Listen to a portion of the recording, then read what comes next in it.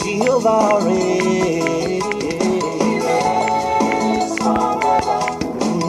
láyé àtọ̀run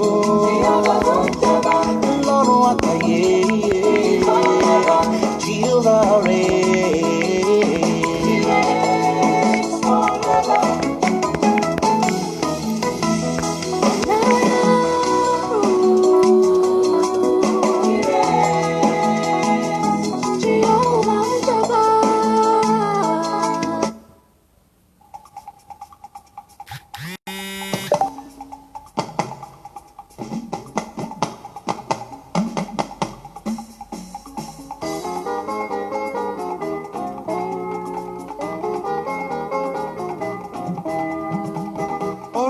Jésù yìí dùn mọ́ mi yéye Òtúngbèdè orúkọ tó ń ṣe bẹ̀bẹ̀. Orúkọ tó ń gbàlà, orúkọ tó ń wòsàn, orúkọ tó ń máa ń fúnni láyọ̀ níjàre.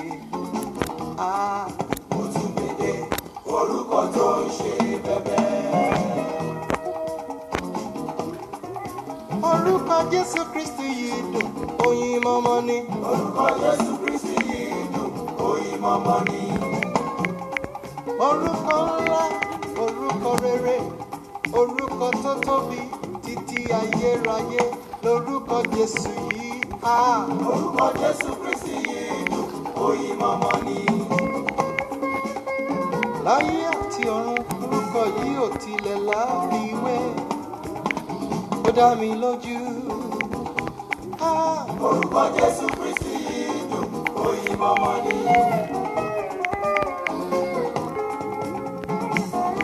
Àléṣe lè wí, aléwí lè ṣe. Ọba dání máa gbàgbé o, làléwí lè ṣe. Àléṣe lè wí o. Àléṣe lè wí,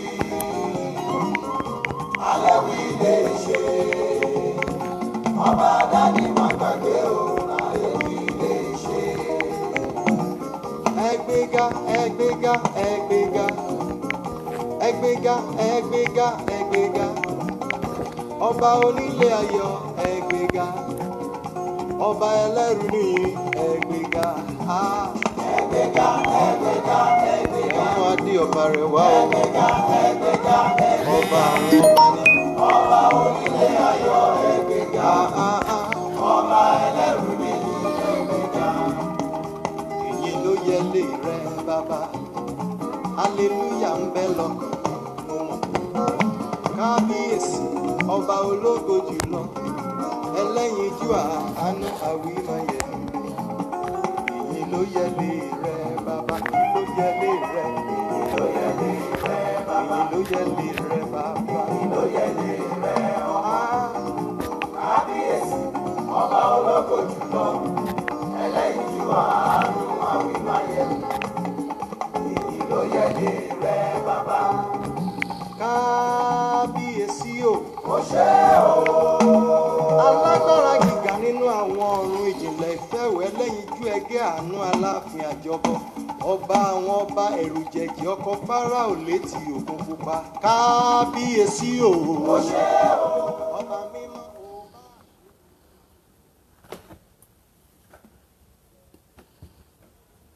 A kí kábíyèsí bó ṣeun ní ọ̀sán yìí. We greet the King. We say thank you to him this afternoon.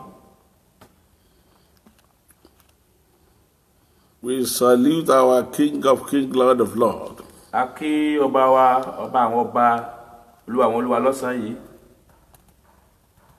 For making us to be here this afternoon. Pé ó mú wa wà níbí ní ọ̀sán yìí. To say glory be to your holy name. Ògo ni fún orúkọ ńlá rẹ. There's no way before we started we need to give glory to him. Kò sí bá a ṣe bẹ̀rẹ̀ tá a ní fi ògo fún Ọlọ́run.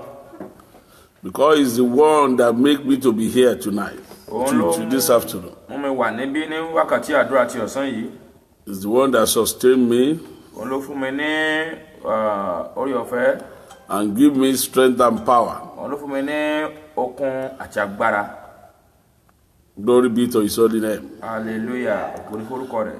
This afternoon is going to be a wonderful afternoon with God. Ọ̀sán yìí yóò jẹ́ ọ̀sán tó yàtọ̀ pẹ̀lú Ọlọ́run. And I want you to prepare. Mo sì fẹ́ kí ẹ múra. Because we want to go and pray. Torí pé a fẹ́ lọ gbàdúrà. Àwọn ibì kan wà tá a dé ní ọ̀sẹ̀ tó lọ tí ó jẹ́ àṣekù tá a fẹ́ parí. There is a place we are unable to conclude last week. And I want everybody to be a partaker. Mo sì fẹ́ kí gbogbo ènìyàn ó jẹ́ alábàápín níbẹ̀. So God bless you as you are joining us. Olúwa yóò máa bùkún yín bí ẹ ti ń darapọ̀ pẹ̀lú wa. Please try as much as possible to share the program and invite people. Ẹ rí i pé a pín program yìí fún àwọn ènìyàn wa ká sì pé àwọn ènìyàn wọlé. God bless you as you do so. Ọlọ́run yóò máa bùkún yín. Ní ọ̀sán yìí, This afternoon, we are going straight to very important prayer point. à ń lọ sí àdúrà tó ṣe pàtàkì. But I want you, if you want us to pray for you, Mo ń rọ̀ yín bí bóyá fẹ́ ká gbàdúrà fún yín. let me know what you are going to do. Put your prayer point online so I can see it. So when I'm praying, I will pray through it all. Mo fẹ́ kí ẹ tẹ kókó àdúrà yín tí a fẹ́ kí a gbàdúrà sí. Tí program bá ti lọ, màá lè gbàdúrà fún yín bẹ̀. God bless you. Olúwa yóò bùkún yín. In the mighty name of Ní Jesus. orúkọ Jésù Kristi. God is an Alpha and Omega, Olúwa ní olùpilẹ̀ṣẹ̀ àti olùparí. the beginning and the end. Ìbẹ̀rẹ̀ àti òpin. And I want you to trust Him in everything. Mo fẹ́ kó o gbẹ́kẹ̀lé nínú gbogbo. Put your trust in Him. Fi ìgbàgbọ́ rẹ sínú rẹ̀. Your mind can be shaken. Ọkàn rẹ lè máa mì. Yes, the mind of prophet are normally shaking sometimes. Ọkàn àwọn wòlíì gan máa ń mì ní ọ̀pọ̀ ọgbà. So there's nobody that his mind never shakes. Kò sí ẹni tí ọkàn rẹ̀ kì í mì. Kò sí o, kò bá rò pé bóyá àwọn wòlíì náà wà tó ẹ gbọ́ kan wèé mì. Ọmọdé gbà kankan tí wòlíì gan jókòó yìí pé sọ́lọ́ ti ẹ̀ gbàdúrà mi báyìí. It will come to a certain time that the prophet will ask, did God is answering my prayer? So bó ṣe ń ṣe ọyẹ náà ló ń ṣàwá náà. The way it's happening to you, the same thing is happening Mọ́ mọ́ to us. àwọn nǹkan kan wà tó gbọdọ̀ mọ́ rò pé ogun ni no. You must not be thinking about it. Maybe it's a battle all the Mọ́ rò time. pé Ọlọ́run ò gbọ́ tiẹ̀. Don't think that maybe God didn't answer your prayer. Bó ṣe máa ń dá wá fún wòlíì ìjọba náà ni á dá wáyé. That's how it's like. Àkóyẹ̀dẹ̀ lọ́lọ́run gbọ́ jù. That's also it's like to prophet, the time of silent period. Ó ní nígbà tá a rò pé kò gbọ́ tiwa. By the time we think that it's not hearing Ó us, ní àkóyẹ̀ ló fẹ́ jí sí tiwa tó ń gbọ́ tiwa. the time is listening to us. So gbogbo ìgbà tó rò pé ò gbọ́ yẹn ó gbọ́. Those times you thought that it's not listening to Ìgbà you, yẹn gan ló ń gbọ́. that's the time that it's hearing Ó you. mọ ohun tí ó ṣe ni. Is looking for what he's going to Ó do. fẹ́ take decision lórí ọ̀rọ̀ rẹ̀. He want to take a decision over your situation. And you are going to have testimony Ó sì lẹ́rìí lórúkọ in Jésù. the mighty name of Jesus. Amen. Lẹ́ẹ̀kan sí mo tún kí yín.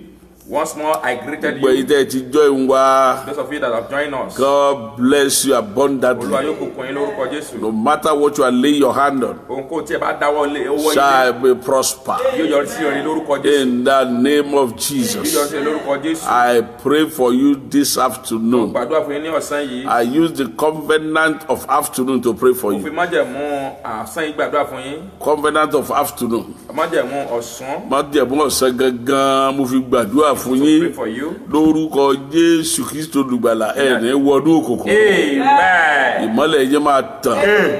Òkùnkùn ò ní borí ayé yìí. Bẹ́ẹ̀ ni òkùnkùn ò borí òrùn rí. Darkness has never covered Bẹ́ẹ̀ ni light before. òkùnkùn ò sì borí ìmọ́lẹ̀ rí. And darkness has never covered sun Kò before. sí bí ọ̀sán ṣe lè ṣúṣúṣú tó tà ní tá a mọ̀ pé eléyìí sọ̀sán ìpalú. There's no way that there's going to be sun. We already know that this also is sun. Yes, a sì mọ̀ pé ìmọ́lẹ̀ wà. And we surely know that truly there's light. Ìmọ́lẹ̀ ògùn ayé rẹ̀ ò ní wo. Amen. Yóò sì dára fún yín. Amen. Gbogbo àdúrà tó wá fẹ́ jẹ́ ká gbà kọ́ síbẹ̀. Every prayer point you want us to pray for Your you, prayer point let me know. type it there. And God bless you. Amen. À ń lọ sínú ọ̀rọ̀ wa. We are going to our message. A fẹ́ gbàdúrà ni. We want to pray. Ní ọ̀sẹ̀ tó lọ, Last week, a sọ̀rọ̀ nípa àwọn nǹkan kan níbẹ̀ tá a ti lo ìwé tá a fẹ́ lò lónìí yìí. we discussed some certain thing last week on this chapter. We want to discuss today. And I want us to very attentive. Mo sì fẹ́ kí gbogbo wa kí a tẹ́tí sílẹ̀ dáadáa. Nítorí pé lẹ́nu ọjọ́ mẹ́ta yìí, without love quite some time. A fẹ́ wọnú ìdílé dáadáa. We want to enter into a family. A ti bẹ̀rẹ̀ rẹ̀ náà látàná bó tá a ṣe yẹn náà nípa ìdílé ni. Everything we started yesterday, all what we are discussing is about family. Every generational attack. Gbogbo ìdojúkọ ìran. Every generational attack. Gbogbo ìdojúkọ ìran. That you are passing through now. Tí òun là á kọjá báyìí. In the mighty name of Jesus. Orúkọ Jésù Kristi. Ọlọ́run á tẹ̀ pa. Amen. Bí o bá sí ogun ilé tòde ò lè já ní. There's no battle of outside. The one inside will never have power over your life. A máa wọ ìdílé lọ lẹ́nu ọjọ́ mẹ́ta yìí. We want to enter into the family. Torí tí Ọlọ́run ṣe inú àdúrà wa ní last week yẹn bà mí lẹ́rù. What God did in our last week prayer is very powerful. Olúwa ní ká ṣe mo gbàdúrà yìí pé in the next 48 hours. That when our Father decree about in the next 48 hours. Concerning somebody. Nípa èèyàn kan. Ẹni yẹn ó dẹ̀ rí ìdáhùn láàrin 2 hours. Ọlọ́run sọ di 48 hours. He received an answer within 2 hours. God didn't wait for 48 hours. Mo sọ fún ọ lónìí. I'm also saying it for you. Ìwọ tó jẹ́ yí pé pọ́nbélé òkòkò ìdílé lógún ayé rẹ̀. You that you are battling with a family, even family problem. Tó jẹ́ pé pọ́nbélé òkòkò ìdílé ni tí ò sí àbùlà. It is even even family problem is your own problem. Tó jẹ́ pé attack tó ní láti inú ìdílé ni. That your attack you are battling with is from the family. Ọlọ́run máa kọlù báyìí. Amen. Mo ní Ọlọ́run máa kọlù. Amen. Ẹ̀dá tó dúró lé Ọlọ́run tó lò ní dìde nù ìdílé yẹn ọ̀run máa ṣàlùlẹ̀. Amen. Ibẹ̀ láti lo ìwé kan lọ́jọ́ náà. We use a chapter on that day. A fẹ́ lọ. We want to go. A lo ìwé yẹn nínú ìtúsílẹ̀ nínú deliverance láti We lò. use it on a deliverance day. A wá fẹ́ lò náà nínú ìdílé báyìí. We want to use it in family now. A fẹ́ lò nínú ìdílé. We want to use it in family now. A fẹ́ lọ sínú ẹ̀ báyìí. We want to go into it now. Nínú ìwé àwọn onídàájọ́ orí kẹẹ̀ẹ́dógún yẹn. In the book of Judges chapter 15. Láti ẹsẹ̀ 9. From verse 9. Ibẹ̀ la ń lọ lónìí. That's where we are going Ibẹ̀ to. láti mú àdúrà wa jáde. That's where we are going to take A our fẹ́ prayer. gbàdúrà lórí ìdè ìdílé. We want to talk about the bondage of the family. Ìdè láti inú ìdílé. The bondage of the family. Ìdè ìdílé. The bond of the family. Àwọn tí a ti gbàdúrà a ti ṣe deliverance lórí ìdè ìdílé jàre. We've done a deliverance concerning the bond of the Ọlọ́run ti family. tú wálẹ̀ lórí ẹ̀. And God have set us free. Ṣùgbọ́n a fẹ́ gbàdúrà lórí ogun ìdè ìdílé gangan. We want to face the battle of the cause of the band of the cause of the family. Àwọn tó ń fa gangan. Those that cause this. A ti túra wálẹ̀. We have lose Ṣùgbọ́n ourselves. tá a bá yẹ ti gbàdúrà lórí àwọn tó ń fa wọn ó tún ṣe nǹkan míì. If we did not pray concerning those that cause it.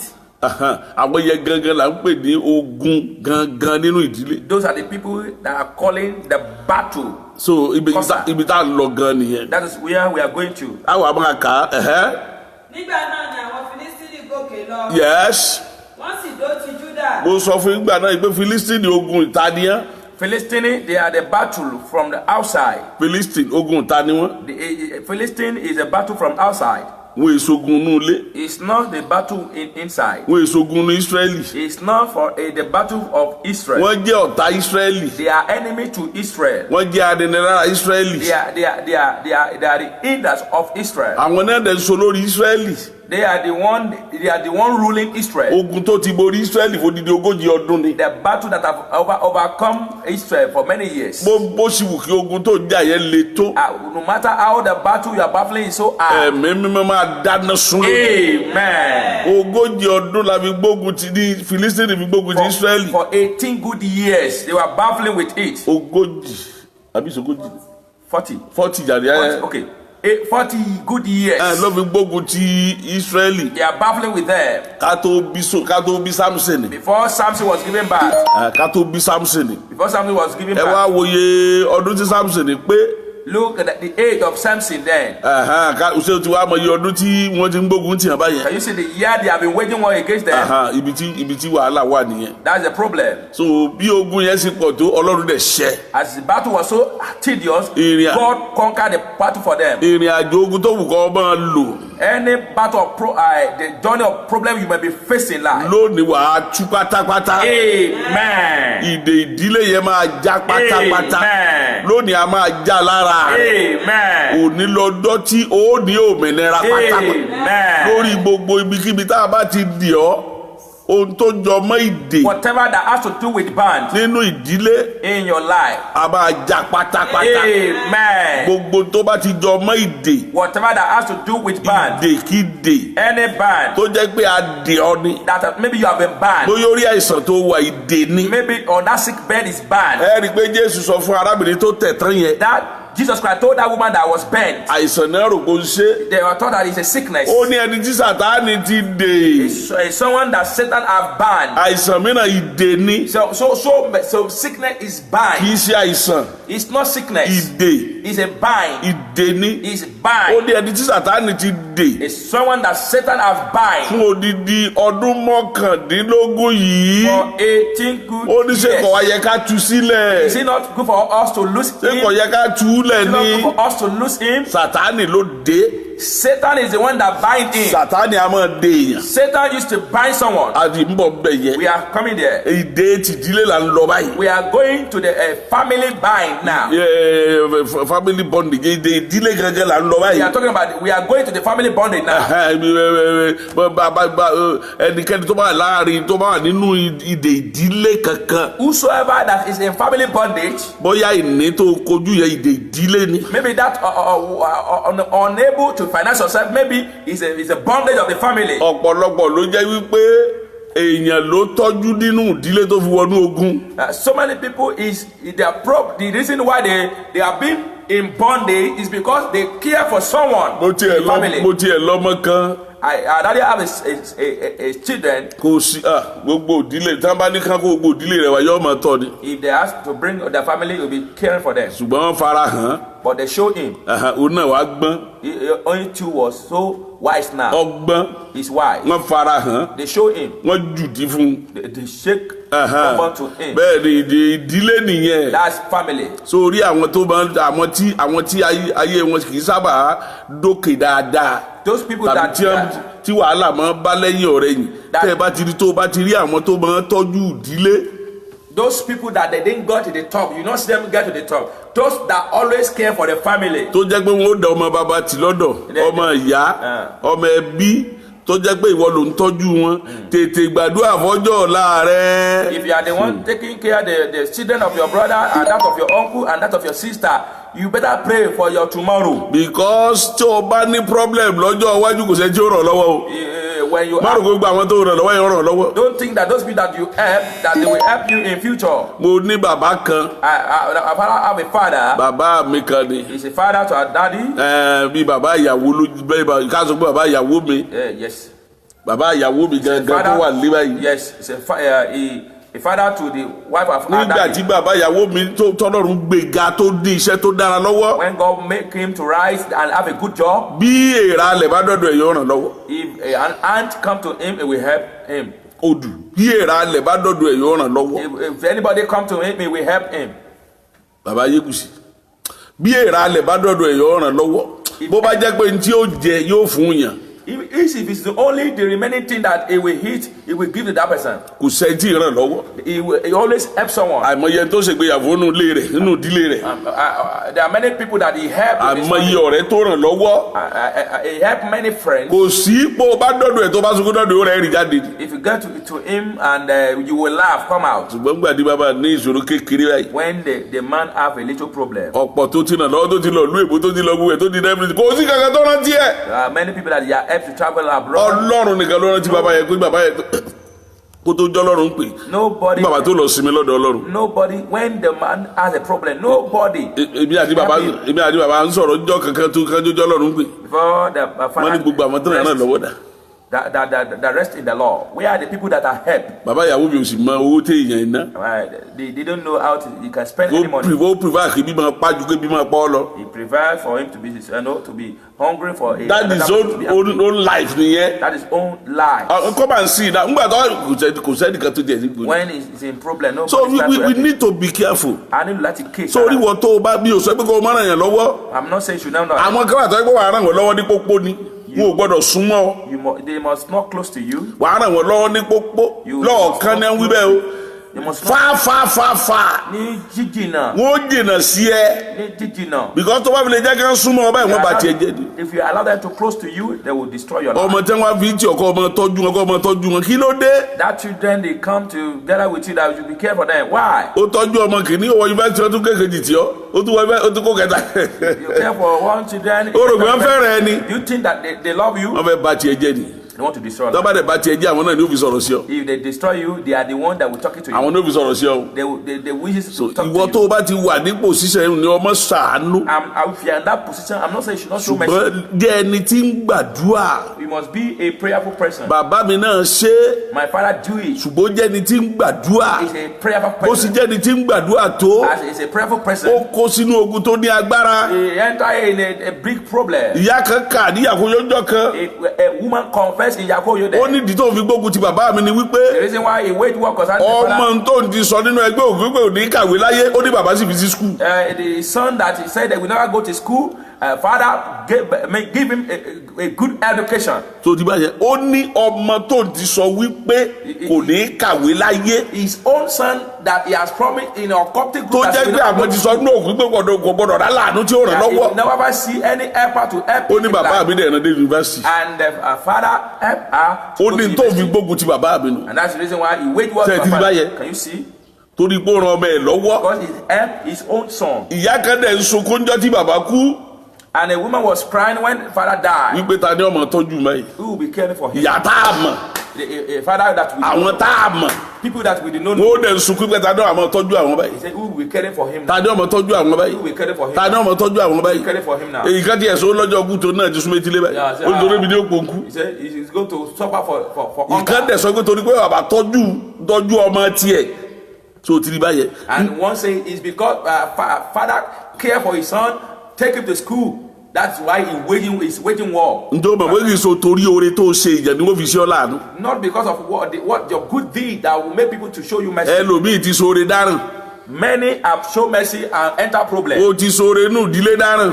You say, they have shown they have been kind to someone and enter problem in the o family. ti di báyẹn kó yá sọ́ra rẹ̀ You have to be very careful. kó o sọ́ra. You have to be very ìdè careful. ìdílé Family bonding. ntẹ́lómi fi bọ́ sínú ìdè ìdílé That's the nìyẹn. reason why some people enter into family bonding. bọ̀dá kan wá láti Ìlọrin jọ kan A brother come from Ilorin nínú ìdílé kan Yakoyo in a family lórí from àwọn ọmọ tó ń gbá bọ́ọ̀lù lẹ́sẹ̀ gbẹ lórí kílẹ̀ yìí ṣe ẹ lọ skul ni Don't go to ẹ ṣe kíní kan ni He was see, lọ́ba padà wálé níbi ọ̀sẹ̀ kejì lọ́ba kó ọbí mẹ́rin nínú wọn mo ní ọyẹ́ ẹ̀ sọ lọrin ó fi ẹ́ sí skul ló fi ẹ́ gbogbo ẹ̀ four of them lórí ká máa lọ skul go to school.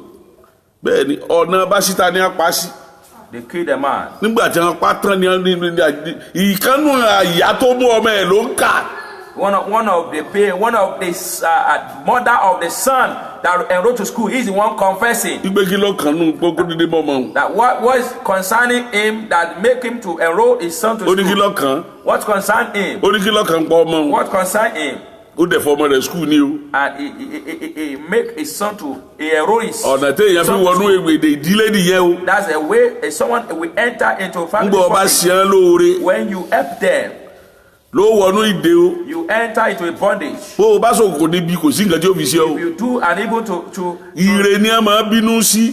always angry with the good things. ire ni a máa bínú sí. They angry with the good thing. bẹ́ẹ̀ ni tó o bá fi lè ṣe án nílé bá ogun dé If nìyẹn. you do them good things, you are in problem. ìyá kan wà ní Yakoyo. A woman in Yakoyo then, Yakoyo. in Yakoyo, Yakoyo. nígbà tí wọ́n ń gbàdúrà náà bá ló lórí àwọn àjẹ orígbó Yakoyo ló wà o. when the end of the witches is in the Yakoyo. yàgbé ló Yakoyo. How many people in Yakoyo? kò sí lípẹ̀tù kò sí lẹ́dún àbọ̀ Yakoyo ní Jésù mọ̀sánù. Do about Yakoyo. kan bá ń kájọ lọ́ba kájọ kan. One was confessing one day. ṣé ẹ̀bẹ̀dì tó fi pọ́ ọmọ ológo rẹ̀. The reason why he killed one of his torí glorious pọ́ ọmọ yẹn dé sons, láti ìlú èbó. he came from abroad. ó fún un lówó tuntun. He gave him torí owó tuntun. because of a neat money. because he give her new money. New money. torí owó tuntun. Because of a new olú money. náà wá ń sakọ lóko owó tuntun lọ́wọ́. mo wá wò pé mo ní bọ̀dẹ́ ọ̀bá dẹ̀ sa àwọn àjákù owó lè yá yìí lọ́wọ́. ó mọ̀ ṣe torí pé ó fún lówó tuntun ló fi Because he gave that woman new money. That's why he killed the brother. èèyàn ń kọ́lé ó wá wọlé rẹ̀. Someone was building out and he came to come and see his ó house. sì rí ẹ̀gbọ́n bàbá rẹ̀ See the elder brother of his father. ó dì mọ́ And he got ó sì fún lówó he gave him money. ìyá yẹn dẹ̀ ta owó yẹn ní kókó He tied the money. ó dẹ̀ padà sí gbogbo iṣẹ́ rẹ̀ sì dàrú And by the time he go back to his work, gbogbo tó ní ó dẹ̀ gbé ta láàrin oṣù mẹ́jọ wíwọ́ ni yẹ everything concerning him was this. after 7 years wọ́n dẹ̀ lọ gbàdúrà And after 7 years, they went to go and wòlíì pray. ló rí níwájú ilé kan níwájú ilé tuntun kan lù ẹ̀ Prophet said, ó ló fún arábìnrin kan lówó níbi ọdún méje sẹ́yìn and he gave a woman a ìyẹn money. bá gẹ̀ẹ́dì pé àbúrò bàbá lò fún lówó I gave with the younger sister of my father wọ́n bá money. ló gbọ́dọ̀ gba owó yẹn jáde lọ́wọ́ ẹ̀ He must bring out the money from her. ló bá padà lọ́ọ̀lù He traveled down to ń this. gbòdé lù ú When he get there, ló lọ bá yá he went to go and make the ló money. kí He greet ló him. ṣe gbogbo ẹ̀ He do everything. ló bá sọ fún ẹgbẹ́ ohun dẹ̀ ní change ló ń fẹ́ fún àwọn ọmọ ìlówó I said, I don't have a change. I want to give this one. ǹjẹ́ ẹ mọ̀ pé ìyá yẹn dẹ̀ wọlé And the woman, went, owó tó fún for the past 7 years the money he gave to the mother for 7 ó years. dẹ̀ tú He untied it. ó dẹ̀ kó fún pé kó fi ṣe change He gave him to do. máa yẹ dẹ̀ mọ̀ pé owó tó ń kó fún ni And the man he knew that this is the money I gave to him for 7 years tó ago. gba owó yẹn báyìí The way he ó collected ní money. olóògbé ẹ̀ jẹ́ kó ń ọdún mọ́tò tó bọ́dún mọ́tò fi eré sí And he entered the Bible, it picked grace. bó sì kówó lọ́nu That's how he picked the ibi money. táyé ẹ̀ bẹ̀rẹ̀ sí dáa sí That's how his life began ìdè to. ìdílé nu That's the family bó sì bonding. wọnú òde nu That's how he ọ̀pọ̀lọpọ̀ entered. tó wọnú ìdè ìdílé lónìí oore ni wọ́n ṣe Many people that enter the family bonding is what the kindness they've chose. ṣé bóore ni Samson fẹ́ ṣe ìran Júdà Samson want to show kindness to the people of Judah. ṣé bó fẹ́ gbà wọ́n lábẹ́ oko ẹrú Filistíìnì ni He want to rescue them from the slavery of kí Philistines. ló wá fa ìdè ńbẹ̀ What is the cause kí ló of fà tó fi them? jẹ́ gbọ̀n náà wá gbé sínú ìdè Why they want to put it in bondage? ó yá kà síwájú yes àwọn ọkùnrin Júdà sì wí pé Aha. nítorí kí ni ẹ̀yin ṣe gòkè tọ̀ wá wá. kí ló jẹ́ bí gòkè tọ̀ wá wọ́n sì dáhùn. Yes. wípé Wípé láti dé Sámsónì. a fẹ́ de Samson ni They want Bí àwa to. ṣe wá. láti wá tó ti rí báyẹn wọ́n fẹ́ de Samson wọn ò sì lè rí de wọ́n wá sọ fún àwọn aráalé rẹ̀ àwọn ọmọ ìyá ọmọ bá bẹ́ẹ̀ wípé tá a fi wá ní pé a fẹ́ de àbúrò yín o ẹ̀gbọ́n yín la wá de o olóore aláàánú yín la wá de o. This is why they came to come and buy their helper, their benefactor. láti ṣe sí i. láti ṣe sí i gẹ́gẹ́ bí òun ti ṣe sí wa. Aha. nígbà náà ni ẹgbẹ̀ẹ́dógún ọkùnrin. làwọn ẹgbẹ̀ẹ́dógún ọkùnrin láti yọ ọmọ Júdà sọ̀kalẹ̀ lọ. náà bá sọ̀kalẹ̀ lọ pàlàpàlà àpáta ohun tí ọ̀tá ò lè dè àwọn náà fẹ́ lọ de aráalé ló máa dé. What the enemy unable to tie to bind, the family want to bind him. ẹ ti rí báyẹn Can you see? wọ́n wá kó ìdílé wa kóra wọn jọ The family now gather themselves. wọ́n wá lọ wọ́n sì wí fún Sámsónì pé wọ́n wá fi Sámúsì pé ìwọ kò mọ̀ pé. tó o mọ̀ pé àwọn Fílísítì ní aláṣẹ lórí wa. so ti rí báyẹn wọ́n sáfẹ́ jẹ́ wọ́n fẹ́ wà lábẹ́ ìdè gbogbo ojú ayé wọn They want to be under bondage all the days of their life. àwọn tí wọ́n fẹ́ túlẹ̀ yẹ Those people you want to untie, àwọn tí wọ́n fẹ́ wà lábẹ́ ìdè gbogbo ojú ayé wọn ni they want to be under bondage throughout the days of their àwọn tí life. wọ́n ń sáré kiri lórí wọn Those yẹn people you are running up and down because of them. aṣọ pípẹ́ yẹn náà fẹ́ wọ gbogbo ojú ayé They wọn want to put under rag clothes. wọn ò fẹ́ tó bá fi lè raṣọ tuntun fún ẹ wàhálà ni If you buy them new clothes, it's a problem. ìyá tí wọ́n sọ ipò tọ́jú ẹ yẹn That mother you thought that is caring for tó you, wá sáré torí ẹ yẹn that you are running up and down because of him, ó gbàdúrà dáadáa you did not pray. béèrè lọ́wọ́ Ọlọ́run irú oore ìwo ni kò ṣe fún You ask God, what about good kindness you must show bó to bá God. jẹ́lé kó kọ fún If it's how beauty, ohun tó bá dáa ni kò ṣe fún ìyá tó bí ọ if what good is what must do for your mother, ṣùgbọ́n wádìí lọ́wọ́ Ọlọ́run but you must dáadáa ask from God. bẹ́ẹ̀ ni súnmọ́ tó bá di súnmọ́ Ọlọ́run dáadáa wàá mọ tó yóò ṣe fún ìyá tó bí ọ If you close to God, you must know what you do for your wàá mother. mọ tó yóò ṣe fún ìyá tó bí You ọ will know what you must do to your àwọn mother. nǹkan bí wàá tọ́ ẹgbẹ́ tó o bá fi lè ṣe ọ̀dà náà ní ìsìn ó lè ibùkún ìyá tó bí ọ yóò lè má jẹ́ kẹ́mìrì ogun Even though you must not allow your mother for a life to be long. nígbà tó bá di yẹ sínú nínú ìdílé lọ fẹ́ lọ kọ́ ilé sí fún When gbé kọ́ mọ́ gbé When you determine to go and build house for him in a family ọwọ́ akọ́lé compound, tó dáa fún you build a good house for him, nítorí wípé òkú ẹ̀ ló wá síbẹ̀ níta you will know that you will bury that mother there. ọba kan bẹ nílùú Ọ̀ṣun A king in this Osun state, ní Ọ̀ṣun yìí ni in this Osun, nígbà tí ó jọba gbà náà by the time he will become a king, ó wálé He find the house. ó l'accident He has an accident. wọ́n dẹ̀ gbé padà sí Amẹ́ríkà sí London And they return him back to London. nígbà tí ò lè rìn When he cannot walk, kò lè rìn he cannot walk. wọ́n ṣe gbogbo nǹkan pátápátá kò lè rìn Do everything, he cannot gbogbo walk. tí mo sọ yìí 2000 and oṣù làwọn àgbà yẹn 2005 2006 Or what I'm saying, between 2005 and 2006, kò lè rìn he cannot walk. kò lè so He ohunkóhun cannot do kò anything. sí tó lè ṣe There's nothing he ó can ń bẹ do. láyé dòní. He's still alive. ó gbàdúrà fún lọ́jọ́ kan lórí fóònù I was praying for him on the phone, lolúwa sọ pé kí wọ́n máa gbé bọ̀ nílé and the Lord says they'll be bringing him down, wọ́n dẹ̀ gbé wá sílé and they bring him into bẹ̀ẹ́dì bí tá Nigeria, a ti ń gbàdúrà lórí fóònù yẹn gangan where we are praying on the phone. àwọn ẹ̀yà ara rẹ̀ kan ti ń ṣiṣẹ́ One of part of his body is begin to àwọn function. ẹ̀yà ara rẹ̀ ti ń ṣiṣẹ́ Part of body begin to function. ìlú ẹ̀ náà ni wọ́n ti ṣe níbi His own time they have done him. ìlú rẹ̀ gangan náà ti ṣe níbi Is where they have done him havoc. ilé tó kọ́ fún yẹ The house he built for his mother. nígbà tí ó sílé yẹ By the time he will open the house, ilé yẹn dáa the house was so beautiful. ó kú ìyá rẹ̀ ló ṣe síwájú ẹ̀ But he buried his mother in the front of the nítorí pé house. kì í ṣe ìyá rẹ̀ ló yẹ kó kọ́lé fún bẹ̀yẹ It is not his mother is supposed to build a house in that area. n tí wọ́n fojú tiẹ̀ gan rí What they have caused him. n kò yá mo ní kan gba Sheraton mo ti lọ pàdé ẹ̀ I went to go and meet him in Sheraton. wọ́n gbarúbù fóònù náà They collected a room for him. òru ọjọ́ kan àti ọjọ́ kan ni mo fi gbàdúrà láti jọ gbàdúrà papọ̀ lórúkọ Jésù You use a day, a night. ó dẹ̀ bẹ̀rẹ̀ sí in lo the name ẹsẹ̀ of- rẹ̀ padà And he began to use his ó leg. bẹ̀rẹ̀ sí lo gbogbo ẹ̀mí rẹ̀ padà He began to use ó bẹ̀rẹ̀ sí everything lo gbogbo ẹ̀yà ara back. rẹ̀ He padà began to use all parts of the ó body bẹ̀rẹ̀ back. sí lo gbogbo padà He began to use everything back.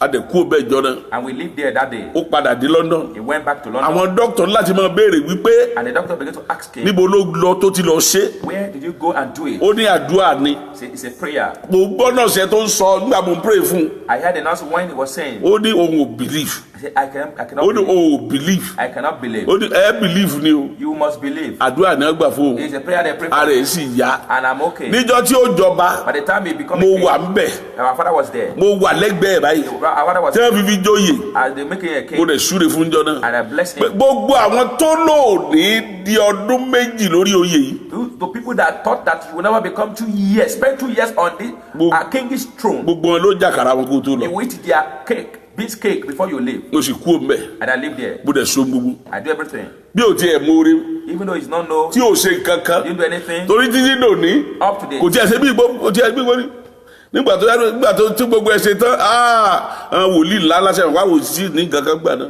àwọn wòlíì ńlá ńlá lọ́wọ́ wá lọ They begin to seek ló ń lọ pé wòlíì ńlá ńlá kan wá sí kan wá ìsọjí ìlú àwọn for big prophet now to go and do revival. àtàwọn àbúrò rẹ̀ gan tẹ́ mú mi mọ́ Those younger brother that make gbogbo wọn ìkà ní gbogbo wọn they are wicked. ṣùgbọ́n mi náà ń wò wọ́n ràn I have to looking torí at kò them. tí í ṣe mi mo ṣe fún I'm not the one that Ọlọ́run ló ṣe fún It's God that do it then. Ọlọ́run ló ṣe It's fún God that do it. ó wà láyé lónìí He's still ó alive. bá yọ ọmọ gbọ́ mi If he's watching, he will be bẹ́ẹ̀ ni ọba ni He's a king. ó sì wà lórí oyè dìsí He's on still. nǹkan kan ò tí ì ṣe Nothing happened. gbogbo àwọn tán láwọn ó pàgbà yẹn ló ń jàkàrà wọn. Those people that say that they thought they will kill him that time. He is eating. ǹjọ́ mọ̀ pé àwọn inú àwọn ọmọ ìyá ọmọ inú ilé wọn gángan àwọn ẹsẹ̀ àwọn gángan náà fẹ́ bá tiẹ̀ ní òfẹ́ jó jọba yìí. They are people from. àwọn náà náà dẹ̀ pé gbogbo wa jọba. They are the one calling him to come and become king. ẹ ti rí báyẹn Can you see? gbogbo àwọn nǹkan báyẹn lẹ gbọ́dọ̀ mọ̀ All those things we are saying, you must know o it. gbọ́dọ̀ ṣọ́ra nínú ìdílé You must be careful in your family torí ìdè ìdílé because of the bandage of the family. àwa wòlíì tá a máa rí nu Our prophet, that's what we nígbà always tí wọ́n bá ní wàhálà ni wọ́n wà wòlíì rí when they are problem, they will seek prophet.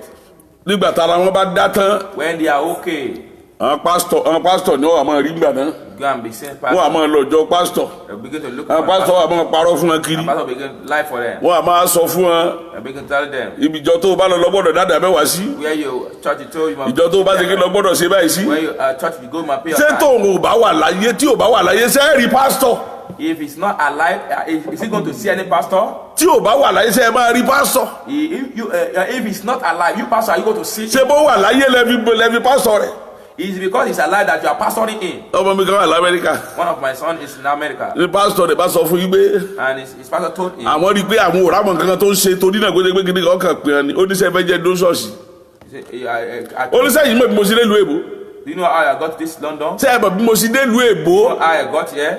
ẹ mọ̀ bí mo ti dé ìlú èbó ni You know I got here. ẹ sọ ẹ mọ̀ bí mo ti dé ìlú èbó náà You know how I got tẹ ẹ here. bá mọ̀ bí mo ti dé ìlú èbó ni ẹ̀yin ẹ̀ ní sọ fún mi pé kí n ṣe báyìí If you know the way I got here, you màá yà kó will ṣọ́ọ̀ṣì yín ni I will leave your church. èmi mo sọ fún mo ní máa lọ bẹ̀ máa lọ ṣọ́ọ̀ṣì wọn àlàyé ló ń ṣe You give them. àlàyé ni wàá ṣe n bò dẹ̀ ṣàlàyé fún wọn dẹ̀ gẹ̀ẹ́tì ẹ̀ And by the time you explain to them, they ó get ní it. kí ni ó dẹ̀ wẹ́ máa ṣe ẹ̀yin ṣé èmi rò pé ṣé mo rò pé mo lè dé ìlú èbó láyé mi You think I don't thought that I can be here. ṣé mo rí nínú ìran mi pé màá dé ìlú èbó I didn't see it in my generation that I would. ẹnìkan gbàdúrà mo lọ ṣọ́ọ̀ṣì kan èèyàn sì tọ́jú mi ó sì gbàdúrà fún mi pé ọ̀ya máa lọ Amẹ́ríkà ó dẹ̀ ṣẹ́dọ̀ mi débi towó ti gbogbo ẹ̀ tẹ́bí ẹ̀yin wá bá mi sọ ní ìsìn pé kí wọ́n ti gbérọ́ lẹ́pà wọ́n yà kó bìrì tó ti di báyìí ṣùgbọ́n àwọn ẹlòmíì gbogbo tí wòlíì ṣe fún ẹ̀ tí wọ́n bá ti dán báyìí wọ́n gbàgbé nìyẹn But some people, when they get there, all what the prophet have done for them, wọn ò ní they bẹ́ẹ̀ forget. tó sáré lórí wọn mọ́ They will not know people who run after, who care for them. pray ẹni for tí them. ò mọ bí wọ́n ṣe dán náà máa tọ̀ kiri And people that who don't know how they get there, they are the one that will be followed up ṣe é and mọ̀ pé down. wọ́n wá sí ìdífọ̀kànbalẹ̀ lọ You can see they will not have rest of wọ́n yìí mind. nífọ̀kànbalẹ̀ wọ́n máa ń jìyà lọ They gan will always suffer there. nítorí wípé májẹ̀mú tó gbé ọ dìde Covenant that make you to rise. ó ló lè sustain ẹ̀ He is the one that can sustain you. májẹ̀mú tó bá fa ayé ẹ̀ dìde náà ló lè sustain ẹ̀ The covenant that make you to rise is the one that can sustain you. májẹ̀mú tí ò bá lè fọ́ dìde nù ṣòro A covenant that cannot solve your problem. ó gbọ́dọ̀ tọ́jú májẹ̀mú yẹn nígbà tó bá dé àtẹ̀ náà How will you be caring for that covenant when it's okay? bó ló sì gbàgbé májẹ̀mú tó fọ́ dìde How will you be forgotten the covenant that make you to rise? tó wà lọ́mọ kó gbogbo ìdí rẹ fún ẹni tí ò mọ bó o sì dìde gan You will not be giving all your goods, all your resources for the president that didn't know how you get to the top. mo gbàdúrà fún arábìnrin kan agbàdúrà fún Ọlọ́run ló ṣe fún It's God that do it. a dẹ̀ ṣe Ọlọ́run dẹ̀ ṣe ohun tó lágbára fún God do something great. Ọlọ́run dẹ̀ ṣe ohun ńlá fún God do something great for. orí òkè bàbá mi àti ìbẹ̀rẹ̀ ṣọ́ọ̀ṣì We've not started them. mo kàn rí mo ní mo rí ọ pẹ̀lú àwọn òyìnbó kí ni ìwà àtòyìnbó rí papọ̀ White men, what are you doing with the white ó man? lóun òmò òyìnbó kankan I've not known any white Olúwa man. níwà iṣẹ́ pẹ̀lú àwọn òyìnbó It's God saying- ṣùgbọ́n tíṣẹ́ ẹ bá di bọ́ sí jẹ́ kí n mọ̀ But when the job click, let me know. ọ̀sẹ̀ yẹn gangan The same week, ó lọ sí library he went to a library. ó lọ sí library ní Ọjọ́ta He went to a library in Ojota. ló pàdé arábìnrin kan He met a lady. ìyẹn ń ṣiṣẹ́ ní Central Bank He worked in a central bank. bẹ́ẹ̀ bàbá ẹ̀ wà lára company kan Italian company kan A father of this lady working in a tó jẹ́ Italian. director He was a director. wọ́n dẹ̀ ní kí ọmọ yẹn ló gbọ́dọ̀ wá ṣiṣẹ́ ń bẹ̀ And he was told her that that's his her daughter was ọmọ yẹn dẹ̀ sọ pé ò lè fi kàrí àwọn lẹ̀ say, I can never leave my career. ó wá pé wọ́n jọ ń kàwé ní wọ̀bá o He was just reading. ó lóun mọ̀ ọ́ sọ́dọ̀ bàbá tó bá ti dọ́dọ̀ sásọpọ̀ rẹ̀ ni ọ́ Just say you pé we are my- friend ló bá lọ mú bàbá bẹ́ẹ̀ lọ́sẹ̀ yẹn He went to go and meet. lọ́sẹ̀ And the yẹn same week, lọ́sẹ̀ the same yẹn week, ni a mú ṣiṣẹ́ they took him to a working place. tó ń gba $30,000 lóṣù He receiving $30 monthly. tó ń receive $30,000 to $35,000 He's receiving $30 to $35,000 nítorí pé bàbá yẹn ló ṣe kí ni o because of that man. torí pé òun gangan tó àìpọ̀ mọ́ ẹ̀ ló ṣe ni owó tí ó gbà ojú yẹn lọ. If it is a doctor of that man director, the money we could be collecting monthly. wọ́n wá fi sí gbogbo ibẹ̀ bí ẹ ṣe ra nǹkan wọnú company bí ẹ ṣe ra gbogbo ẹ̀ They put it in charge in. nígbà tó ní kò sọ fún mi When ní ọmọ click, he didn't tell me. kò sí nǹkan tí mo gbọ́ I didn't hear anything. àwọn tó mú mọ̀ mí wọ́n ń sọ fún lójoojúmọ́ yín pé àwọn èèyàn ò mọ̀ pé mo ní kó wá wọ́n kà ń sọ fún pé òde lọ sọ́dọ̀ bàbá lálàá lóṣù tí ẹ lọ sọ fún yín pé sẹ́yìn ti bọ́ sí bí tí ẹ gbé kó kàn sọ fún wa lásán kọ̀ lọ o MFM headquarter ló lọ lẹ́kọ̀ọ́ lọ́lọ́ ṣèdúpẹ́ He went to MFM headquarters and do the Thanksgiving. ibẹ̀ ló ń san gbogbo ẹ̀ sí bí ò rẹ̀ ṣé bí ò mọ̀ I didn't know. nígbà tó lu ọdún méjì bí iṣẹ́ yẹn By the time he spent 2 years in that working place, náà bá fẹ́ dá dúró they want to stop láìsẹ̀ without doing anything. ọkàn sí gángan ṣe ni Just made bí wọ́n ti fún him kwérì nìyẹn give him a náà query. bá ní kọ́ lọ́ọ̀ dáhùn rẹ̀ Asked him to go and bó ti answer. sáré wá sórí òkè bàbá bíyè mi He went to Baba Orioke Baba Biye. ibi tó ti wá sórí kan èmi lọ́wọ́ wá oṣù kan wọ̀ bí ti bọ́ wọn ọ yẹ sẹ wà ń wá bí He was looking ṣùgbọ́n ọlọ́run ò di orí mi and God didn't allow to see our father. ni ò bá jáde lórí òkè bàbá bíyè And there's a voice of wípé arábìnrin kan bẹ níbí there's a woman here. orí òkè yìí ni ìránṣẹ́ ọlọ́run yẹn ló mú orí òkè nítorí pé orí òkè yìí ni ìránṣẹ́ ọlọ́run yẹn ló bá ní májẹ̀mú Because the man has a covenant with the mountain, ó sì mú wá bí, he took him here, ó sì gbàdúrà fún pray for her. wípé olúwa yóò pèsè iṣẹ́ ńlá kan fún God will provide a nìkan bí work ọdún méjì sí mẹ́ta sẹ́yìn about 3 years. olúwa dẹ̀ pèsè iṣẹ́ yẹn náà fún God provide for that work for her. olúwa sì pèsè iṣẹ́ fún God provide that work for her. wípé ṣùgbọ́n wòlíì yẹn ni kó wá padà rí un But the prophet said she come and see him. olúwa dẹ̀ sọ pé tó bá ti ríṣẹ́ yẹn tán ó láwọn nǹkan tí yóò ṣe tíṣẹ́ yẹn ó fi pẹ́ lọ́wọ́ ẹ̀ ni ṣùgbọ́n olúwa ní gbọ́dọ̀ sọ fún un n bò bá rí tán ni kí n tó sọ fún un God, ṣe é mọ̀ pé ọlọ́run mọ ènìyàn God knows human being. ọlọ́run mọ ènìyàn God knows human being. n bò dé When it comes, wọn ò kò rí mi it is our ibi tí father. wọ́n ti sọ fún lórí òkè ni pé ó mọ̀ ṣe o It's a pity. wípé iṣẹ́ yẹn yóò bọ́ lọ́wọ́ rẹ̀ You will lose the job. pé ọjọ́ Monday ni ó gba lẹ́tà You will receive the letter, àfi tó bá rí ìránṣẹ́ ọlọ́run yẹn nìkan except you see the man of God. tí ò bá fi lè rí If you cannot see the man of God, yóò gba lẹ́tà you will receive a letter. ṣùgbọ́n tó bá rí ìránṣẹ́ ọlọ́run yẹn See the man of God. ó béèrè mi lọ́wọ́ everybody lórí òkè àwọn tó mọ̀ bí ò sí mẹ́ Those that know our father was not there. kọ̀mọ̀ pé mi náà ń pè lálálàá Do you know that our father is called Babalala there? sọ àgbàdo mi ò mọ́ kọ́ mi People don't know our father's name. náà bá ń wòran bó ti padà sí kò nìyẹn ọjọ́ Monday ló gba sack letter ọlọ́run wa sọ fún pé kò tún rírú iṣẹ́ bẹ́ẹ̀ mọ́ tí èkú You will never see that opportunity again till the day you live. ọ̀tán That is it. èmi ò dẹ̀ mọ̀ gangan Monday yẹn lèmi náà dẹ́kù The same Monday I was mo lọ sọ́dọ̀ àwọn tó mú wá náà bá pè é pé mo wà bí wọ́n ti fún ní lẹ́tà giving letter.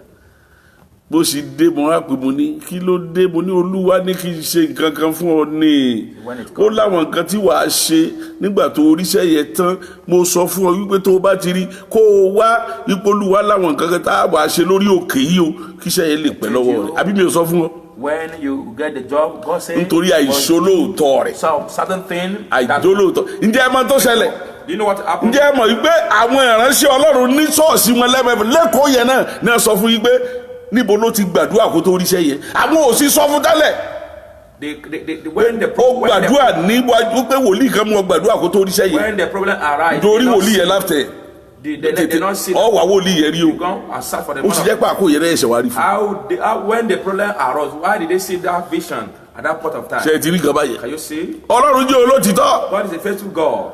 àwa la fara wa sínú ìdè We are the one put ourselves in bondage. pàápàá jùlọ ìdè ìdílé Even though àwa la máa sọ̀rọ̀ àwa sínú ìdè ìdílé put ourselves in family bondage. kó o lè tètè mọ̀ báyìí gbó No. ọ̀pọ̀lọpọ̀ àwọn tá a gbédè nínú ìdílé àwa la fa nǹkan wa. Many people that are in family bondage, we are the one that cause it. Ṣebí mo rí ngbà kan gbé ìyá mi ti kú ti pẹ́ My mother has died for many years. mo sì wò ngbà tó pé 25 years When it's 25 years, gbé àbádẹ́sùkú yẹ díẹ̀ ká tiẹ̀ fi ṣe remembrance ngbà tá a lágbára òkú ngbà náà kò sẹ́ni tó ti when we did not have power to do anything then, mo sì pé ẹ̀gbọ́n mi call my brother. ẹ jọ̀ọ́ ẹ jẹ́ á ṣe báyìí ká ṣe báyìí ká ṣe báyìí Let's do this, let's do ká that. tiẹ̀ fi remember àwọn ṣẹ́ gbọ́ jẹ́ wí fún mi You see what they told our father? ìyàwó tó wà lọ́dọ̀ ó ní ó ló ti lówó lọ́wọ́ He has. tí ìbá ṣe má jẹ̀mú ọlọ́run If not because of the covenant of God. tí ìbá ṣe má jẹ̀mú If ọlọ́run not the covenant of God. n tí ojú mi rí ní ẹ̀yìn rẹ̀ What our father and bí ìbá ṣe ìpè àti má jẹ̀mú if not because the covenant and the wọn ló covenant ti of God. ẹgbọ́ mọ̀mọ́ tó bí èèyàn A mother that gave birth to lórí someone. ká tẹ̀ fún jọ ní ká fún wọn lórí lẹ́bùn ká dẹ̀ ṣe bí ṣe kinní kan The church, our lórí ká mama, kàn fún wọn lẹ́bùn ní mama is attending. ká dẹ̀ bí ṣe màálù kan ká pa á kí gbogbo òjò jẹ ká tiẹ̀ fi ṣe remembrance 25 years ká kàn ká fi ṣòkú màmá yìí For bára tí wọn ló ti lówó lọ́wọ́ yeah. ohun tí ojú mi rí lẹ́yìn ẹ̀ What about encounter? ohun tí ojú mi rí lẹ́yìn ẹ̀ What about encounter after this world? ọlọ́run bàbá àbíyè ló ní gbogbo agbára lọ́wọ́ ni. He is a God of Baba that has. sẹ́yìn pé mi mo fogun fúnra mi I'm the one that caused the problem. táwọn ọmọ adákẹ́ ẹnu mi ni I keep my mouth shut. tí mo sọ nǹkan kan I didn't say anything. ṣùgbọ́n mi ń wò wí pé ìyá àbíbò wa nìyá ó sì bí ni My mother. tí ó kú tá àti ẹ̀ ní ṣe nǹkan kan lẹ́yìn ẹ̀ Will I die without after anything? 25 years After 25 years. ká mọ́ lè pòrò má di ẹ lásán That for not to ntẹ̀mí be kẹ́rù like mo dẹ̀ rí pé àwọn náà ti at least kì í ṣe pé bóyá owó tí wọ́n ná ni wọn ò ní. I thought that it's not because the money we spend. wọ́n ní ń gbò ó ti lówó lọ́wọ́ It's because he has already have money. ìwọ náà lè ṣe fún gbogbo wa. He can do it for all of us. mo ní nǹkan dé.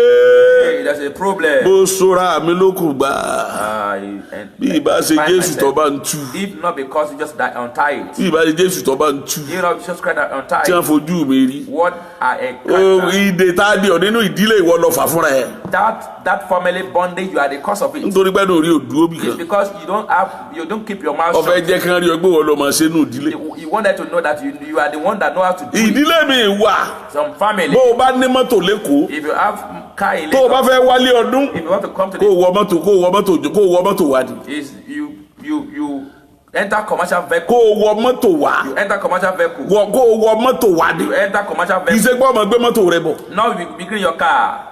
ibùn kẹ́ kó o yá mọ́tò wá gan ọ̀daràn Even though you borrow car, it's a problem. kankan ni pé mọ́tò kan gbé ọ wá látẹ̀kọ́ wálé Just to see that a car bring it from ká tó Lagos, wá sọ pé wọ́n gangan ló ra mọ́tò and they now see that you are the one buying the car. bíbélì kan sọ ní tí ọwọ́ ọ̀tún rẹ bá ṣe mọ̀jẹ̀ kọ́ wọ́n sí ọmọ What your right hand do not allow àbí your ṣe left bíbélì hand sọnù to do. Yes, Jésù gangan ló wí bẹ́ẹ̀ it's just Christ that say it. ó ní tọwọ́ ọ̀tún rẹ bá ṣe mọ̀jẹ̀ kọ́ wọ́n sí ọmọ Whatever your right hand do not allow your left hand to know. ìwọ ọmọ ṣe bíi pé ìwọ nìkan ló ní gbogbo òdílé àbí You will be thinking, bragging, and acting as if you are the owner of the whole àní family. ọmọ ṣàánú We are not saying you should not ṣùgbọ́n ọmọ ṣàánú tí ó kú bá ọ don't show kindness that will put you in ọmọ problem. ṣàánú tí ó bà tiẹ̀ jẹ́ Don't show kindness that will put you in problem. ọmọ ṣàánú tó fi rọrùn Don't do kindness that will put you in a problem. má jẹ́ kàn pásítọ̀ kan máa kóòtù báíbù fún ọ. Don't allow the pastor to be quoting the Bible for you. wọ́n á ní tó bá ti délé kọ́ lọ́mọ gbàdúrà wáyé tó bá ti lè boycott kan boycott ẹ̀ ó ń sọ kó boycott ẹ̀ kó lọ́mọ gbàdúrà lọ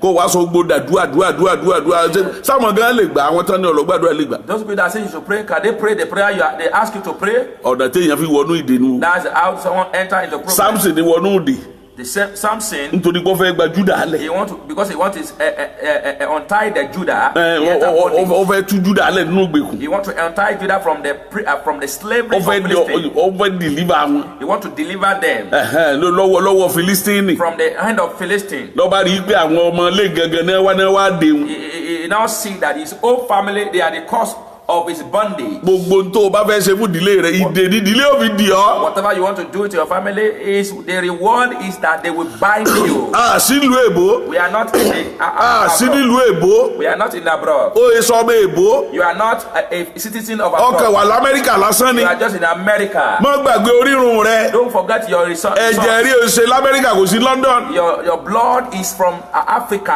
ibi ni You are born ìlú tó fúrì nínú kà the land that is free from doing evil. Áfíríkà Africa, continent tó fúrì nínú kà the continent that is free to do evil. tí àwọn olórí wọn gangan That tí wọ́n sopọ̀ máwọn èbó they are evil. They are tí wọ́n dẹ̀ leaders máa fìyà jẹ àwọn ṣé ìran gidi wá nìyẹn hired with the white men and doing evil to their people. ṣé ìran gidi nìyẹn Is that a good generation? tó fi mọ̀ ní pé ìran Áfíríkà yìí ṣe ìran gidi That as you see, the lineage of Africa is not from a good aburú background. spiritually We are bad spiritually. ato We are burú wicked. physically We are wicked spiritually. wicked generation. We are from wicked generation. When God say we you wicked generation he talking to Africa Nígbà tó lọ sọ pé ẹ̀yin orílẹ̀-èdè búburú yìí, ó sọ fún àwọn orílẹ̀ Áfíríkà ni wicked generation ẹ̀yin orílẹ̀-èdè burúkú. torí ìwà ló wá fi release Jésù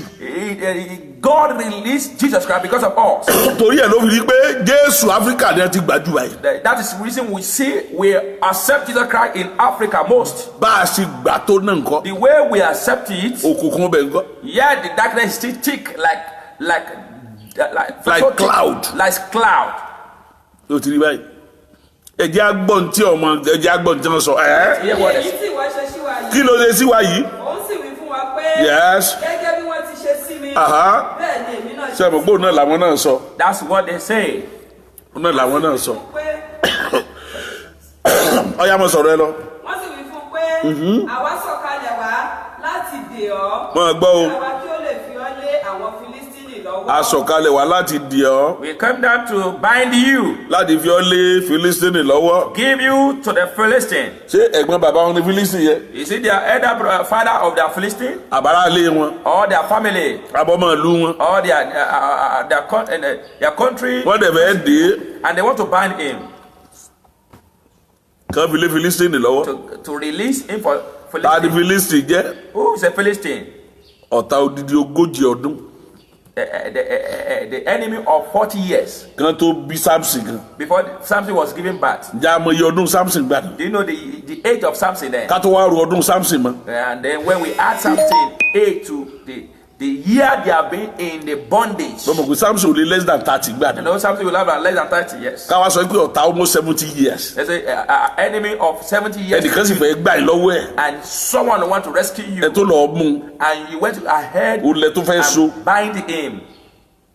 bẹ́ẹ̀ni ẹni tó bá ṣe èèyàn dúdú lóore Whosoever that help the black person ó láyé máa gbógun tì ó ní ẹ máa gbógun tì ó. is a firm person that will wage war to.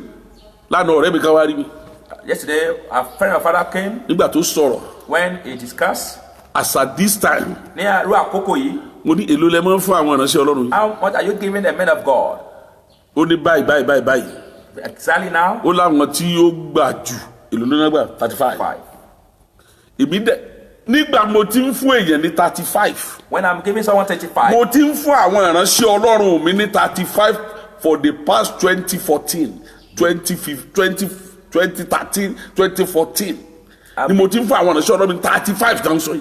I've been giving men of God about 2013, 2014, under me 35. àwọn ordained pastor náà wí o Yes, ordained pastor. abẹ́ ẹ̀kọ́ Yes. ordained pastor Ordained. evangelist gangan tí ò ordained as evangelist My evangelist that is Ní- not being ordained. ní that year ni mo ti fún evangelist ní 25 That 13, 20 20, 25,000 25, 30, ní ìsìn àwọn Now- ìránṣẹ́ Ọlọ́run tó bá ẹ̀sẹ̀ jáde under the men of God that just ó ló ní ìjọ tí wọ́n bá wà ó ní bẹ̀ tó bẹ̀rẹ̀ látòrí 20,000 àbí tó kọ́ men, yes, start from 20,000. 20,000 gbogbo ìránṣẹ́ Ọlọ́run yẹn ló dẹ̀ gbogbo tì mí pátá tí mo sì jẹ́ nínú. All those men of God, they are waging war against our father then. tó ìkara kì í ṣèjọ mi kì í ṣèjọ tìbí lásán tèkó bó ti rí nìyẹn. That's all. Even though in Lagos, when you take their life into consideration tí ẹ bá gba ayé wọn sínú ayé rẹ, tó wò yí pé kí ni mo lè ṣe fún ẹ tí mo fi ní jìyà o tó wá ṣe é òní wọ́n fi gbógun tì ọ́. what I do for them that don't know make them to suffer. ǹjọ́ mọ̀ yí pé tó o bá gbọ́ ọmọ ilé báyìí ká sọ gbogbo ọmọ sínú ilé ká mọ gbọ́dọ̀ ẹ. If you allow someone in your house to be living wọ́n there, dẹ̀ mọ pa ọ́ lára they will be doing havoc to you. wọ́n mọ pa ọ́ lára They will be doing havoc. wọ́n mọ àwọn ará àta wọ́n mọ tẹ́ wọn lọ́rùn And the people outside, they will be pleasing them. wọ́n sì mọ fi ti ará àta pa ọ́ lára. They will be using that people outside to cause havoc. o ti rí báwo Can you see? wọ́n sì mọ fi ti ará àta pa ọ́ lára. They will be using that outside. Ó sì rí to cause- nìyẹn. That's it. ó wàá máa wò yí pé kí ló ṣe sẹ́yìn kéde You'll be thinking, what do you do to these people? ẹ tí wọn ò ní ẹ̀tájúmọ̀ kankan lọ́wọ́ ẹ tí ò sí kankan tó tí wọ́n ní lọ́wọ́ ẹ láyé ètò ọ̀sán kékeré kan They have no attachment in your hands torí wọn ò kàn sí án lóore lásán because you just show them kindness. bó sì rí nìyẹn That's it. wọ́n sì fi tiwọn pa ọ́ lára They will use their own situation to cause you wọ́n dẹ̀ havoc. máa pa ọ́ lára They will be causing you havoc. a lot of things ni mo rò gbà tí ó ní mo wá gbégbèsè tó ṣe kí ni o tó tẹ́ mi lọ́rùn nígbà bíi téèyàn bá gbégbèsè tí ó tẹ́ gbogbo èèyàn lọ́rùn We should take the step that will please everyone. you have made a mistake. Ó ń ṣe. tó bá ti jẹ́ pé wọ́n lo jí olórí inú ilé yẹn tó jẹ́ pé wọ́n lọ náà gbégbèsè tí ó ti ọlọ́run táwọn yòókù ó ṣe kíni tí wọ́n convert. If you are the head of the family, you must take the step that will please you, that all people will follow. nígbà tó ń bá kíní omi mi jẹ́ bí tí mo gbé inú ilé só bàjẹ́ láti ẹjọ́ yìí. When they are spoiling the pumping machine and I withdraw it from the. tá a ṣe ìdìbò bí mo sì lẹ́ẹ̀márùn lọ́dún lẹ́ẹ̀mẹ́fà lọ́dún àti nílò kan ní ìsìn for the past 2 years báyìí kò tí ì bàjẹ́. We have been using one now. nítorí pé mo gbé síbi tó tẹ́ lọ́rùn. I place it where it please me. bó sì rí nìyẹn. Exactly. bó sì rí nìyẹn. Exactly. you cannot use your life to please everybody. O lè lo gbogbo ayé rẹ láti tẹ́ gbogbo èèyàn lọ́rùn. you can't please God even ọlọ́run ò táwọn èèyàn lọ́rùn. God didn't please everyone. bó ọlọ́run sì fún alọ́run tó fa gbogbo ẹ̀ tó sọ táwọn èèyàn lọ́rùn ni. As God gave everyone everything, did God please everyone? ọlọ́run fún alọ́run ó ní ọkùnrin rèé o obìnrin rèé o ó ṣe gbogbo ẹ̀ nígbò tó fún wa ní gbogbo ẹ̀ yìí pé ẹ máa gbádùn ẹ máa a tún wá ọ̀nà míì láti fi gbádùn. ọkùnrin tó ń bọ́ ọkùnrin dàpọ̀ abẹ́ẹ̀kọ́ obìnrin tó ń bọ́ obìnrin dàpọ̀ torí tọ́lọ́run dẹ̀ fi ṣe náà ni wípé ṣe ti rí báyẹn. When God wants to place a man, He gave women to man, and because women want to find another means of pleasing ourselves, we will not be going to sin. Men with men and women to women. If you want to please everybody, tó bá fẹ́ tẹ́ gbogbo ènìyàn lọ́rùn, ó bọ̀ sábẹ́ ìdè. you will enter into bondage. ó bọ̀ sínú ìdè You gidi. will enter into a bondage. ó bọ̀ ọ́nú ìgbèkùn. You will enter into a bondage. Ọlọ́run nìkan ló lè please. It's only God you can please. Please only God. Ọlọ́run nìkan ni kò. Ọlọ́run kò sọ yín pé kó o fẹ́ràn bó ní fẹ́ràn Ọlọ́run pẹ̀lú gbogbo ipá rẹ pẹ̀lú gbogbo ayé rẹ pẹ̀lú fẹ́ràn Ọlọ́run ju ara rẹ lọ àbí ṣe tó wí nu. Yes. Yọ̀ǹda gbogbo tó bá wù fọ́lọ́run ju ara ó ní ṣùgbọ́n fẹ́ràn ọmọnìkejì rẹ Gẹ́gẹ́ bí ara rẹ. gẹ́gẹ́ bí ara rẹ. Love your neighbor. Ohun tó o bá ti mọ̀ pé ó ń pa ọ́ lára tó ọmọnìkejì rẹ fi ń pa ọ́ lára You know that it's ó lè withdraw rẹ ọmọ sí mọ́. affecting you. You may not do it again. Nítorí wá ti mọ̀ pé ọmọnìkejì ó fi gbé ọ sínú ìgbèkùn. You know that someone will, through that you enter the bondage. Má ṣe má o lẹ́sẹ̀. You are not. You don't have sin. Samson fẹ́ gba orílẹ̀-èdè lẹ̀. Samson want to rescue Judah. Àwọn orílẹ̀-èdè tó fẹ́ gbà fẹ́ dé fún ọ̀tá. And the country people that he want to rescue, they want to build him for the enemy. Gbogbo àwọn tí wọ́n ń ṣe tìràkàtìràkà lé lórí yẹn wọ́n fẹ́ dì ọ́ fọ́tá. Those people that you are struggling for, they want to bind you for enemy. O tètè wọ́n fẹ́ dì ọ́ fọ́tá ni. They want to bind you for enemy. I need to àwọn àgbẹ̀ wà tó pé you have to know how to interpret the Bible. There are things in the Bible that you must know. Àwọn kan wá sọ pé nínú Bíbélì o gbọ́dọ̀ mọ ìtumọ̀ rẹ̀. Bíbélì ò sọ pé kó o fi ayé rẹ rúbọ fún ènìyàn. Bible didn't say you should use your life for sacrifice for men. Bẹ́ẹ̀ ni kò sọ bẹ́ẹ̀. Bible didn't say that. Ó kàn sọ yí pé ẹni tí ó bá dẹni iwájú yóò ṣe kí ọkọ ṣe kíni yóò kọ dẹni ẹ̀yìn nígbà tó ní ìwọ náà ó ní mò ń fọṣẹ àwọn ọmọ ẹ̀yà bí ìwọ náà ó lè fọṣẹ kíni yes ṣùgbọ́n kì í ṣe pé kó o fi ẹ̀mí Jésù ti fẹ̀mí rẹ̀ lélẹ̀ fún wa. It is only Jesus Christ that gave his life for ransom. Ó ti fẹ̀mí rẹ̀ lélẹ̀. It's only Jesus Christ that gave his life for ransom. Jésù gan tó fẹ̀mí rẹ̀ lélẹ̀ fún wa. Jesus Christ who gave his life for us. Ọmọ tí a pè lórí igi Do àgbélébùú. you know what they're calling him on the cross? Ó tún látakò lórí igi àgbélébùú. They still antagonize him on the cross.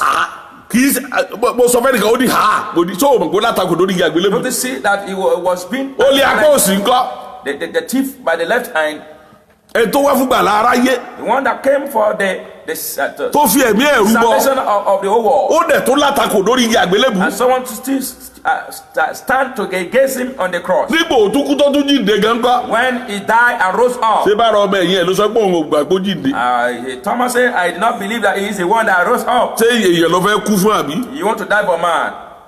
Kọ̀mọ̀sẹ́ tó kú fún èèyàn. Nobody can die for man. Iṣẹ́ Olúwa la lè kú fún. It's only the work of God we can die Ó for. ní wọ́n persecute wa. They say we are going to persecute him. Ó ní nípa orúkọ ni wọ́n fi persecute wa. Through his name, Àbí? yes, they Kò will. sọ pé wọ́n persecute wa nítorí orúkọ èèyàn. They will not. He didn't say they will persecute us too because of the name of man. Samson God sent Samson as a deliverer of Israel. Ọlọ́run rán Samsoni gẹ́gẹ́ bí olùgbàlà Israeli. And he know his duty. Ó mọ ojúṣe And he rẹ̀. want to deliver Ó Israelites. fẹ́ gba Israeli. But the Israelites that he want to deliver Israeli tó fẹ́ gbàlà. are the one that want to give him out to enemy. Àwọn ni ó sì fẹ́ tà á sí ọwọ́ ọ̀tá. You have to be careful. O nílò láti ké sára. O gbọ́dọ̀ máa ṣọ́ra. Must be careful. Tó o bá ràn yàn lọ́wọ́ rí i wípé ìrànlọ́wọ́ tó ń ṣe kì í ṣe ìrànwọ́ tó ń boomerang. If you are helping someone, you know that the type of help you help is not the help that will affect you. Àti rẹ̀ tó ṣèrò tó ràn yàn lọ́wọ́ tó dẹ̀ bá lọ. If you see someone that has helped someone that through it he died. So rò pé torí ẹ̀ yọ̀wọ̀ ìjọba ọ̀run. Do you think that we enter the kingdom of God? Àwọn èèyàn máa ń rò pé báyà torí gbòǹkà báyìí yọ̀wọ̀ ìjọba ọ̀run. Think that maybe through that they will enter the kingdom of God. Wo ìjọba ọ̀run ọmọ níyẹn. The kingdom of God is didn't have that, such that. O gbọ́dọ̀ jẹ́ mímọ́ níwájú Ọlọ́run You must be níjọba ọ̀run. holy before God before you enter the kingdom of O God. jẹ́ mímọ́ ni. You must be holy. Kọ́ ọmọ tan rẹ̀ jẹ. Don't deceive Tí yourself. wọ́n náà rí ní ìsìn. You see? So rí ní ìsìn. You see? Gbogbo àwọn tí wòlíì bá jìyà fún tó gbé yà fún tó ṣe gbogbo ẹ̀ tó kárí àyà fún kò sí kankan tí ìran wòlíì lọ́wọ́ nù. You can see those people that prophet pray for, fast for. You see them by the time they get what they want, they will not look back. Àwọn tí mo fẹ́ para mi lé lórí. Those that want to kill myself concerned, Tí wọ́n lọ sórí òkè ẹja lọ. I will go to Mount. Ẹja ṣe gbogbo ẹ̀. Let's do that. Àwọn ni wọ́n dẹkú fólúwa rẹ̀. They are the one laying. Àwọn ni wọ́n yànnà fún mi. They are the one laying that trap of death for me. àwọn náà lọ sọ pé mo ti kú gbà tí n tí kú. They are the one announcing, giving quick nítorí pé information. àròkọ àti parí iṣẹ́ wọn. They told that they are concluded their work. so tiri báyẹn. Can you see? you need to be careful. Nílò láti kéésì ara. ìdè ìdílé Bondage of kì í the family. dédéédé ní. It didn't come. àwa la máa ń fà fúnra They wa. are the one causing it. You ìwọ ló fà fúnra are the rẹ. one causing it. ọ̀rọ̀ ìdè kan nìyẹn. That is the one ó bondage. la sọ lónìí. We talk about- ìdè ìdílé mi tó wà. That's the one another bondage. ṣùgbọ́n n ta ń fà fúnra The wa. one we caused by ourselves. Sámúsìn ló fọ ilé ìfúnra rẹ̀. Sin is the cause of his nítorí own. pé ọfẹ ṣe ń tọ́lọ́run ràn. You want to do what God sent me. olúwa sọ pé kí n wá tú í sílẹ̀ ni màá dẹ̀ tú í God sílẹ̀. says, I will come and untie you and I will untie you. ó ní kí n wá tú í sílẹ̀ I will deliver you and that's I will deliver I you. will He said deliver I you. come to deliver you. More So my duty here is to deliver you. ojúṣe But mi the pé láti people you want to deliver don't want to be delivered. àwọn tẹ́ fẹ́ tú sílẹ̀ gan wọn ṣetán àti gba tú sílẹ̀. ọmọ tó fẹ́ lọ múlẹ̀ yẹn pé kó wá kàwé. ìyá rẹ̀ ti sọ pé kò ní kàwé nú ẹgbẹ́ àjẹ́. His mother say he has promised that he will never go to school. ìwọ ló lọ mú. You are the one that went to go and. ọwọ́ ni ẹ̀sọ́ ọ̀dàkú rẹ̀ tẹ̀ pé láti jọ́ ti dé kò sówó kankan mọ́ gbogbo ẹ̀ dàrú bóò ni ò sí ní dàrú. When they have took her or took him, say everything upside down. There's no money. woman kan fẹ́ lọ ọmọ kan jọ kan. The woman want to go and take. oníṣẹ́ kò lọ mú. He ask her father to go and take her. mo ní tó wá ti lọ mú. Well, you go ahead and take. ó rí ayán ó sì pẹ́ pàjẹ́ nulẹ̀. You will see a cockroach you want to kill. jẹ́ mo kọ́ gbọ́. He didn't listen. lọ́ba lọ mú wọ́n tiẹ̀ ti mú ọmọdé kò lè sọ pé kí wọ́n dá padà mọ́. Ìyá- ó ní dáàdì bó ló ṣe wá ṣe báyìí nígbà tó ìdílé wọn ti mú dé nígbà ó sọ fún o ti sọ pé èèkàn máa mọ́ bọ̀ bọ̀ ọ̀yẹ̀sẹ̀ wá sọ fún mi pé kí n bọ̀ gbàdúrà sí. You have already. nígbà tí ó tó oṣù kẹta By the time ọfà tí ọkọ ẹ̀ gan fara gbà ó ń bẹ láàárọ̀ ọkọ ẹ̀ dùn the arrow, gan tó lè jáde. the arrow that the woman, her husband encounter is still with her. ogun tí wọ́n fara gbé nínú ilé with yẹn him. dùn ní wọ́n sì ń sìn. ó ti ṣe á lọ ṣọ́ra Better go and be gbogbo careful. ìwọ ọmọ ọlọ́run You children of God. àdúrà kan tá a gbà náà One nìyẹn. prayer point you are going to pray. bẹ́ẹ̀ ni gbogbo ìdè ìdílé Every family bondage ẹ máa já nínú ayé mi. begin to lose in my life. ìdè nínú ìdílé Every family bondage. o gbọ́dọ̀ já o You must prayer point kan yẹn náà dẹ̀ ni one prayer point. gbogbo ẹ̀yin ìdè ìdílé Every family bondage. tó bá tó ìdè ìdílé náà látò sọ ń pẹ́ We still talk about ṣùgbọ́n lọ́nà mìíràn in another way round. ìyẹn máa ń wọnú ìdè ìdílé láì mọ̀ síjọ́ mi Someone will enter the family we don't know. tó a tó sọ yẹn náà We talk about that. ṣùgbọ́n ìdè tó mọ̀ sí The one you know. bẹ́ẹ̀ ni ìgbésẹ̀ tí mo gbé tó dìde ìdílé mọ́ ń lọ́wọ́ The step I took that leads to bondage. gbogbo ẹ̀yin ìdè ìdílé A family ẹ bondage já nínú ayé mi begin to lose in my life. ó yá máa gbàdúrà yẹn gbogbo ẹ̀yin ìdè ìdílé ẹ máa já nínú ayé mi Begin to lose in my ẹ life. máa já nínú ayé mi ẹ máa já nínú ayé mi gbogbo ìdè ìdílé Every family ẹ bondage. já nínú ayé mi ó yá máa já dànù máa já wọn dànù máa já wọn dànù gbogbo ìdè ìdílé èdè láti inú ìdílé ìdè tá a fi dè mí láti inú ìdílé ìdè tá a fi dè mí láti inú ìdílé bàbá mi èyí tá a fi dè mí láti ìdílé ìyá mi ó yẹ máa já ó yá máa sọ̀rọ̀ sọ̀rọ̀ yẹ dáadáa gbé kó máa já gbogbo ẹ̀yin ìdè ìdílé ẹ máa já ẹ máa já ẹ máa já ẹ máa já ẹ máa já lórúkọ Jésù ẹ máa já lórúkọ Jésù ẹ máa já gbogbo ẹ̀yin ìdè ìdílé ẹ máa já gbogbo ìdè ìdílé ẹ máa já lórúkọ Jésù ẹ máa já ó yá máa wí bẹ́ẹ̀ máa sọ bẹ́ẹ̀ máa sọ bẹ́ẹ̀ wọ́n gbọ́dọ̀ já wọ́n gbọ́dọ̀ já ó yẹ ẹ já lórúkọ Jésù ẹ máa já gbogbo ẹ̀yin ìdè ìdílé nínú omi ara mi nínú ẹ̀jẹ̀ mi ó yá máa já àìsàn ìdílé yẹn ìdè ni sọ wípé kó máa já àìsàn tó ń ṣe yẹn ìdè láti inú ìdílé ni wípé o Jésù já dànù Jésù já dànù Jésù já dànù Jésù já dànù Jésù já dànù Jésù já dànù Jésù já dànù Jésù já dànù gbogbo ìdè ìdílé nínú omi ara mi Jésù já dànù gbogbo ìdè ìdílé nínú ẹ̀jẹ̀ mi Jésù já dànù nínú ìṣẹ̀dá mi lórí ògo mi ó yá máa já dànù gbogbo ìdè ìdílé tó di ògo ayé mi ó yá já dànù já dànù já dànù já dànù já dànù já dànù já dànù já dànù já dànù ó yá máa gbàdúrà yẹn máa gbà á o sì ní ìṣẹ́jú mẹ́ta sí láti gbà á o ní ìṣẹ́jú mẹ́ta sí láti gbà á you still have 3 minutes to pray ó yá máa gbà á gbogbo ẹ̀yin ìdè ìdílé nínú ayé mi ó yẹ máa já ẹ máa já ẹ máa já ẹ máa já ẹ máa já ẹ máa já ẹ máa já ẹ máa já ẹ máa já ẹ máa já ẹ máa já ẹ máa já ẹ máa já ẹ máa já gbogbo ìdè ìdílé ẹ ẹ máa já gbogbo ìdè ìdílé ẹ máa já yes ìdè ìdílé nínú àgọ́ ara mi látòrí mi tó fi wọ àtẹ́lẹsẹ̀ ó yá já dànù ẹ̀mí mímọ́ ó yá já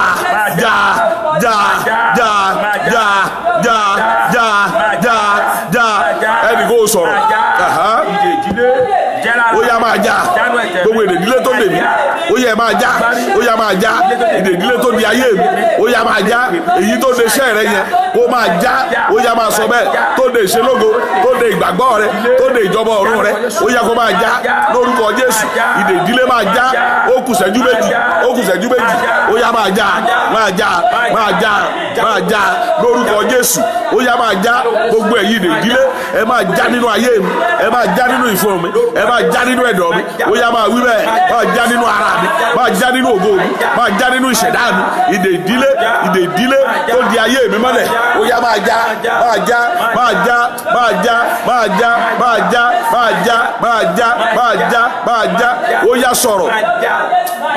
ó yá sọ̀rọ̀ jáde ó yá sọ̀rọ̀ jáde ẹ̀yin ìdè ìdílé ẹ já ẹ̀yin ìdè ìdílé ẹ já ó yá ẹ máa já ó yá ẹ máa já ó yá ẹ máa já gbogbo ẹ̀yin ìdè ìdílé ó yá ẹ máa já ó kù ṣẹ́jú kan ó yá ẹ máa já báyìí gbogbo ìdè ìdílé ẹ máa já lára mi ẹ já nínú agbárí mi ẹ já nínú ìfun mi ẹ já nínú ẹ̀dọ̀ mi ó yá máa já ó yá ẹ sọ̀rọ̀ gbogbo ìdè ìdílé ẹ já nínú ayé mi ẹ máa já nínú ayé mi ẹ máa já nínú ayé mi ẹ máa já nínú ayé mi ẹ já nínú ayé mi ẹ já nínú ayé mi ẹ já nínú ayé mi ìdè ìdílé já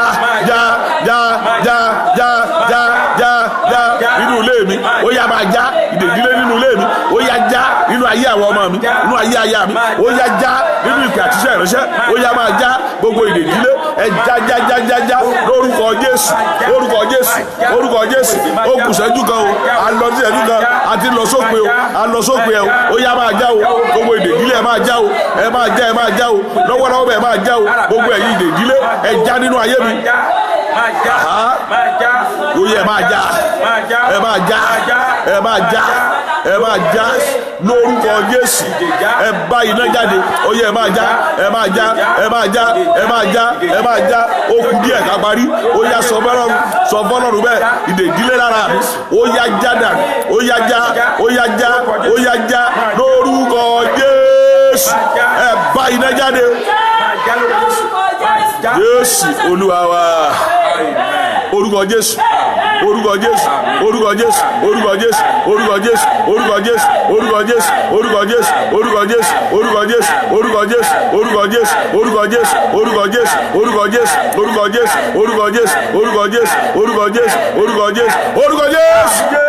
ìdè ìdílé lára èmi àti ẹ ó já dànù mo ní gbogbo ìdè ìdílé lára èmi àti ẹ ó já dànù ìdè ìdílé yẹ mo pàṣẹ fún lórúkọ ti Jésù nítorí pé ó ti fún wa lórúkọ kan tó borí gbogbo orúkọ láyé àti lọ́run ó lórúkọ Jésù wípé kó máa wólẹ̀ bẹ́ẹ̀ la sì wí bẹ́ẹ̀ wípé ní orúkọ Jésù gbogbo ẹ̀yin ìdè ìdílé ẹ já lára gbogbo ìdè ìdílé ó yá já ìdè ìdílé ó yá já ìdè ìdílé ó yá já ó yá máa já gbogbo ẹ̀yin ìdè ìdílé ẹ já dànù mo pe Ọlọ́run àpòsù àrùbáwọlá jẹ́ nígbè gbogbo ẹ̀yin ìdèkídè tẹ́ wá láti inú ìran nínú ìdílé ìdè àìsàn ìdè ikú ìdè ìdààmú ìdè ìbànújẹ́ gbogbo ìdèkídè tó wá láti inú ìdílé lórúkọ Jésù ẹ já dànù lórúkọ Jésù ó yẹ ẹ já dànù wákàtí àdúrà yìí ẹ já dànù lórúkọ Jésù ẹ já dànù lára àwọn èèyàn wọ̀nyí ẹ já dànù ìdè ìdílé nínú ilé rẹ ó já dànù lára ọkọ rẹ ó já dànù lára aya rẹ ó já dànù lára àwọn ọmọ rẹ ó já dànù níbi iṣẹ́ rẹ ó já dànù ìdè ìdílé ó já dànù ó já dànù ó já dànù ó já dànù ó já dànù ó já dànù ó já dànù ó já ìdè ìdílé ẹ já lórúkọ Jésù ẹ já lórúkọ Jésù ẹ já lórúkọ Jésù ẹ já gbogbo ìdè ìdílé ẹ já dànù ká lè máa yìn ọ́ ká lè máa gbé ọ̀gá Jésù Olúwa wa. is. hallelujah ńlá kan. Hallelujah. A dúpẹ́ lọ́wọ́ Ọlọ́run bá tó fún aláǹfààní Thank you for the grace the Lord gives to us this afternoon, ní ọ̀sẹ̀ tó ń bọ̀ next week, Tuesday and Wednesday Tuesday and ní Wednesday. wákàtí àdúrà. It's an hour of prayer. A máa rearrange program wa láti ọ̀sẹ̀ tó ń bọ̀ We are going to arrange our program next week. nítorí pé ọ̀sẹ̀ tó tẹ̀lé ni a máa bẹ̀rẹ̀ church padà Nàìjíríà The next week we are going to we are going to start church program ní agbára Ọlọ́run. by the Spirit of God. A fẹ́ ṣe tí ó fi lè tí ò fi ní gbára wọn. Want to do it to the extent that we not model together So ní gbogbo ọjọ́ ìsinmi every Sunday ní agbára Ọlọ́run by the power of God.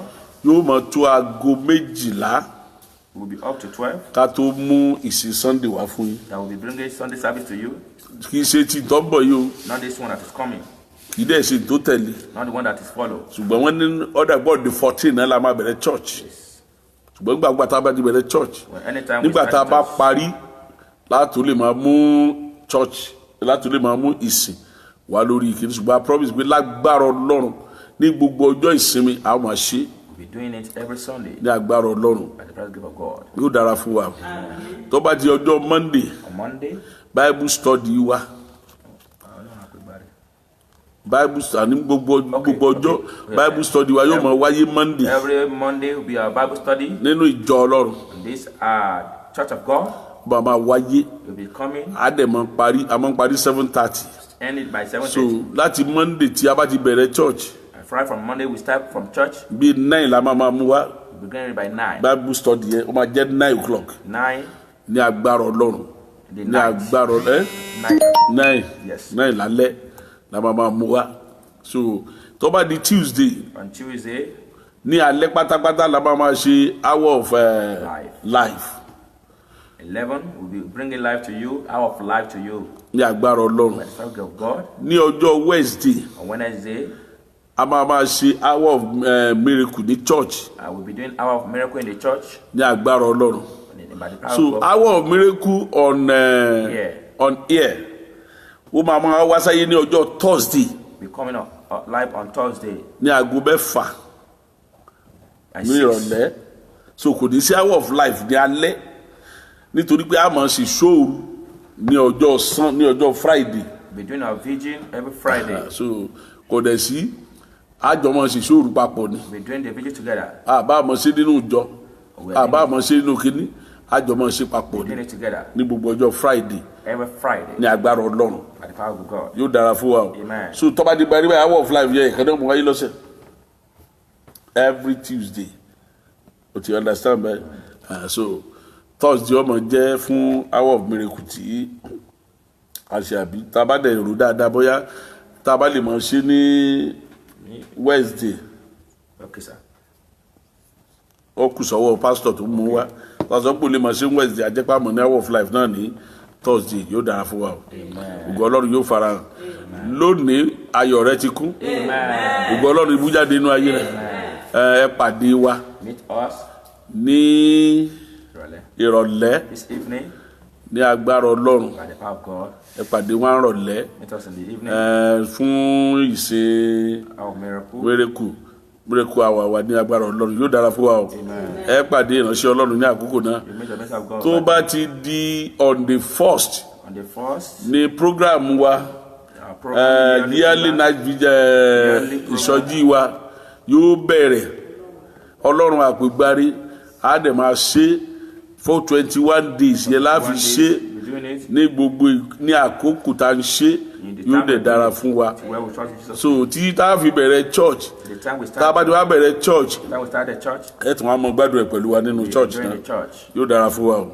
Ọlọ́run àṣẹ kó wọnú ayé yìí ẹ bá àánú gbàgbé fún ẹ̀yin tẹ́ ń béèrè account number wa wọ́n máa bá a kọ́ mọ́ kíní message látòní ni message tó wà lókè yẹn Yes. a máa bá a kọ́ mọ́ so kò ní nídìí pé bóyá àìsàn ń tún béèrè rẹ̀ ó máa wà ń bẹ̀ permanently ó máa kọ́ mọ́ fún gbogbo program yóò dára fún wa o. Bẹ́ẹ̀ sí náà wà lọ́wọ́ ẹ̀mọ́ yóò wọnú ayé yìí mọ́lẹ̀ ọ̀tàn nínú ayé yìí yóò sì dára fún yín. Àṣẹ Ọlọ́run bàbá tó máa tẹ̀mí mọ́ omi Olúwa kó yà sí mọ́ omi ara tẹ̀wá Olúwa kó yà sí kára ànúgbà Jésù Olúwa wa. Hallelujah ńlá kan aláìbí òní iṣẹ́ lórí rẹ̀.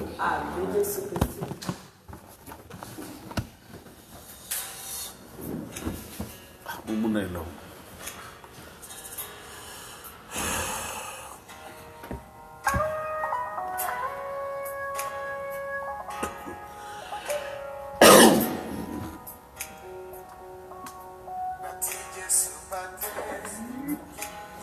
Bluetooth mode.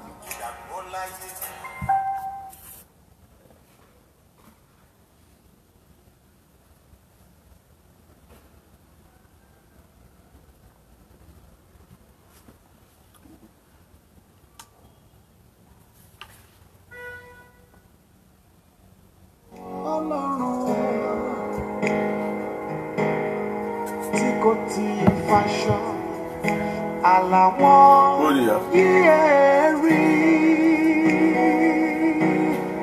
Hey, Bado, Israeli, Akbeidao.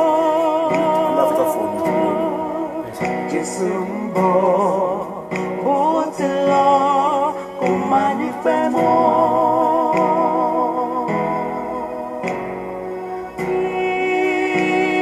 ọkàn àtàrà mi. Jẹ́ ti Jésù láì. Kí